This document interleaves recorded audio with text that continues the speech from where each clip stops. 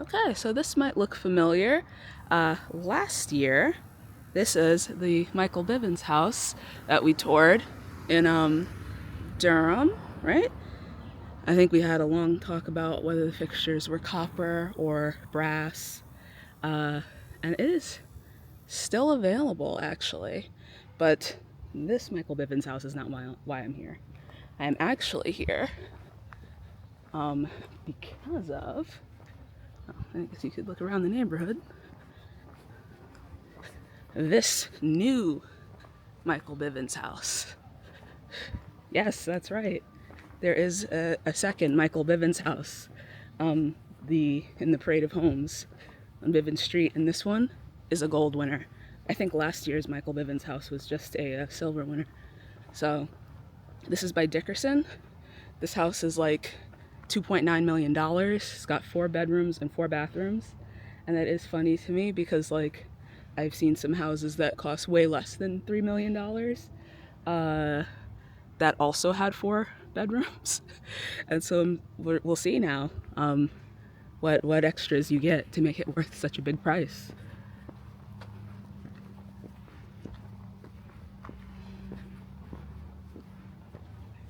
Oh, and in a little write up about the house, they said it was done with like Tudor style elements.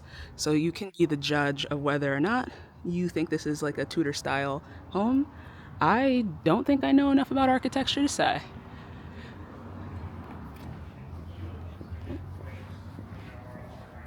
Ooh, very nice entryway. This is pretty.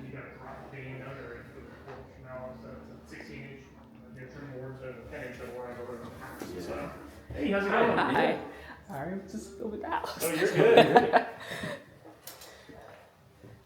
Oh. So this is where you come in from the garage. And this is what I'm smelling. Leisure fur. Like creative plan with every rear intersection detail versus one of our internal plans with no detail of the framing. You find it very different. Usually, and like some of the details, I think they've been a lot better, but like again, there's no shaded taxi, but like some of the stuff you drop like elevations would be different. Like front elevation you drop one way, the side elevation would be like that's weird. This is almost completely different on the side, you know, like some of the details you can't see. Huge laundry room. Starting from oh, 100%. Lots of storage. Okay, so this must be the primary suite walk-in closet that has a door straight into the laundry room. That's pretty interesting. But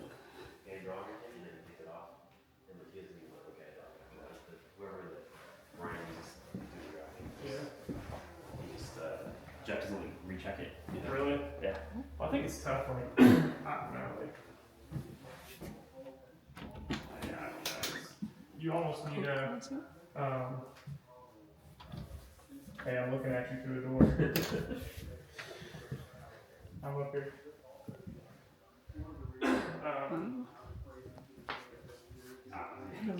hey. This is such a nice outdoor space. Look at that.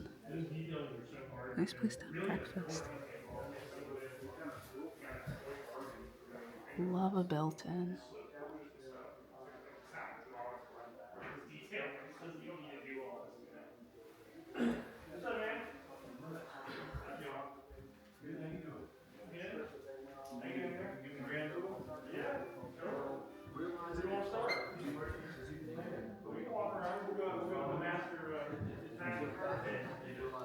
Ooh. Another outdoor space. Okay, so it looks like this is like a screen to separate it from over there. That's fun. Oh, so you can screen off this whole area. It looks like they have screens that come down. That's nice. So you can make it like you can use it. Yeah, and there's like a heating element up there. So you can heat it. So you could use this all year round. That's nice. We named this home Jubilee to mark a significant milestone. Dickerson's 50th anniversary. The Jubilee is a celebration of legacy, and this home is exactly that, a tribute to 5 decades of craftsmanship, creativity, and design. While designing the Jubilee House, I was inspired by the timeless elegance and grounded presence of an English Tudor. The architecture nods to history, but the interior planning that we did is thoroughly modern day. I think one of the things that makes it unique is when you come This is to a the front movie. I door, love when they have a movie you about the have house light playing. That's straight fun. into that central courtyard. This house though really does culminate 50 years. Yeah, I of saw the home central builders. courtyard. And boy, this one is special. And it's going to be the launch for, I hope, the next 50 years of Walls Builders. Welcome to our parade home, we aptly named Spill the Tea. From the start, I wanted this home to feel like a warm embrace, welcoming, stylish, and just a little unexpected. The idea was to create a place where stories unfold naturally, where close friends gather around the kitchen island or out on the screen porch, catching up, sharing laughs, and yes, spilling the tea. It's a Spilling the space for tea. I love that name. This home was inspired by love of Okay. Big island. Some walnut. This is the window. It's like bread. Nice finishes. Oh, pot filler. Oh, and we've got this for wine. Expect that at this price point.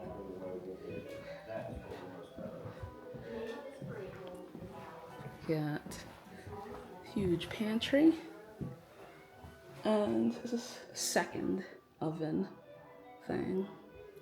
Another bar situation. And then this is the formal dining room.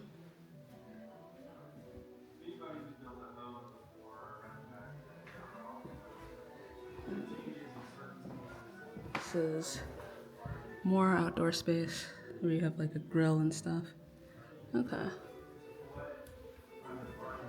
So the outdoor space is just like in sections.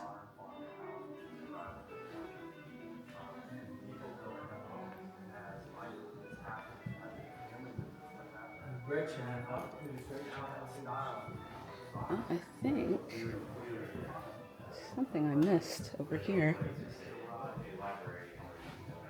I think the central courtyard is probably my favorite of the outdoor spaces. It's got a lot of character. And I love this like library.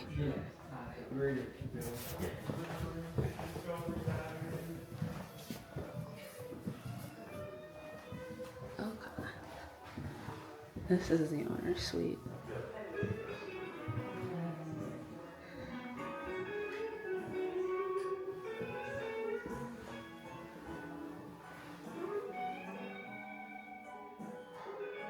It's a toilet.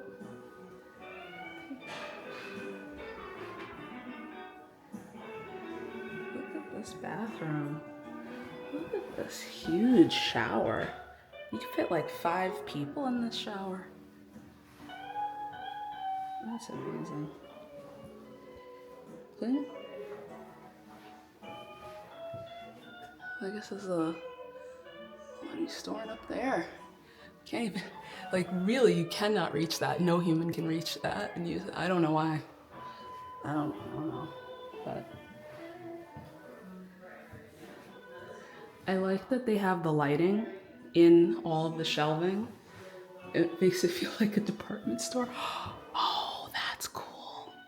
So you hang something and you can pull it down. That's awesome.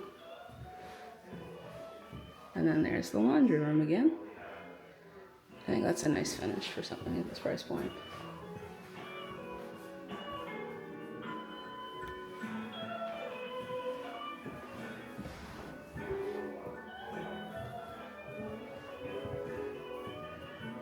Huge bedroom. Oh, okay. And you look onto the central courtyard, and there's the screened-in porch, and then there's the barbecue grill behind that. And I guess central courtyard is a little cutout so you can walk out onto what's left of your lawn, which backs up to that gully so nobody is building directly behind you. that's the first floor. Now we're doing the second floor. So often, and so like the like whites and grays, you know, kind of thing, tend to go more traditional, so warmer tones and everything. Yeah.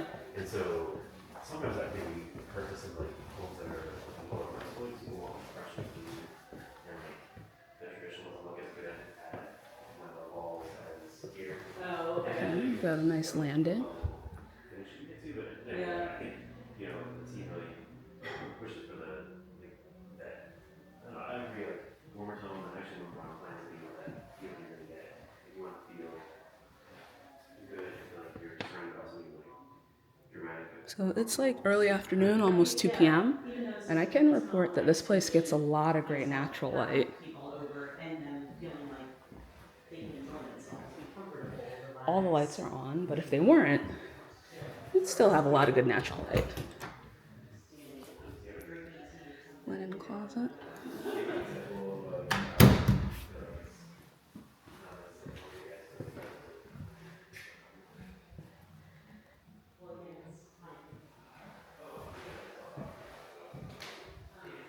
The bathroom.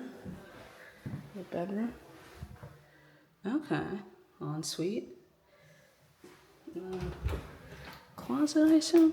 Yep. And then this is a walk-in closet for the secondary bedroom. And an unfinished attic space. Look at that. A lot of unfinished attics this year. Yes, add value to your $3 million investment by finishing the attic and getting even more space.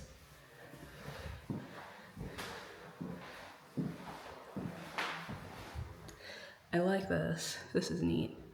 And that also makes me wonder if this wouldn't be intended as an office space. These young guys, like, you know, in his 20s, and he's like, you know, Okay. So you have even though you have that really grand, huge first floor, like laundry room with the sink and all the storage, there are hookups here to do a second floor washer dryer. There's the dryer vent and the washer hookups with hot and cold water. And you've got this bar here, hang stuff. Maybe I'd install cabinetry though.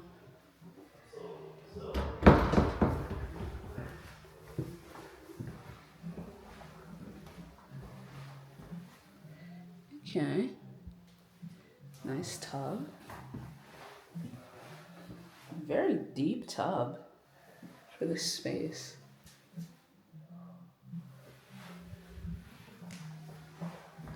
And another walk-in closet. And bedroom. Vaulted ceilings. Oh, and there's the fountain from the video. So Central Courtyard has that fountain. And you can see the size of your backyard. And it backs up into the woods. And the woods kind of backs up into a road. I don't think they are going to build anything on that side. So I think you do have it all back here to there if you want it. The house does take up most of the lot though.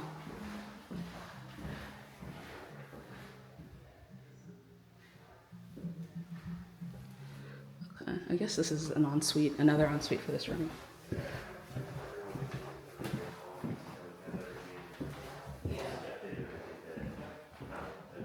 There is a kettle on the stove. A kettle. The literal kettle from the stove, not a teapot. It's fun.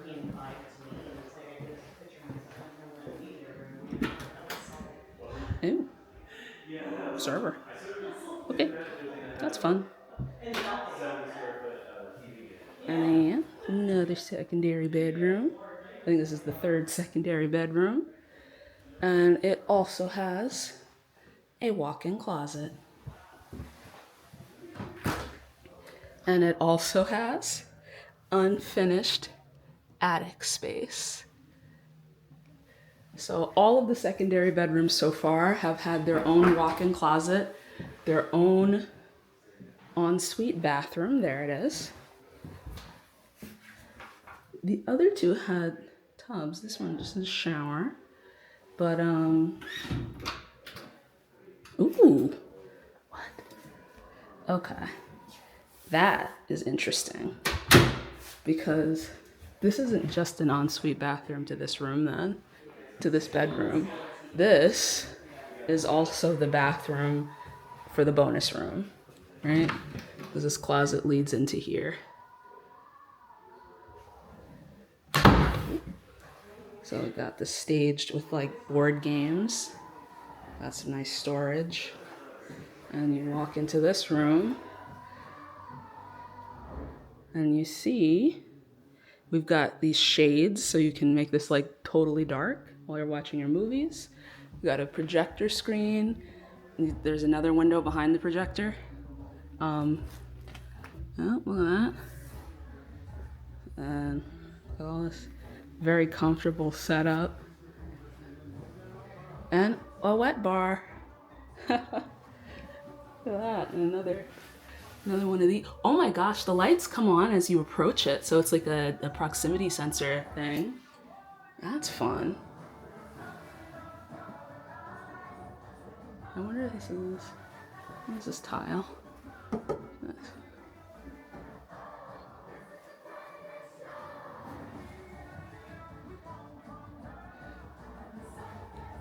Okay, so you get this bonus media room situation. There's the bathroom for it.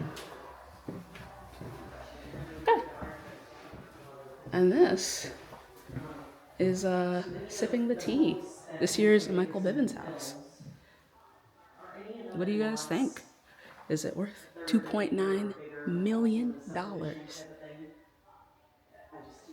subjects. I realize that I'm not talking about furs and heat anymore, but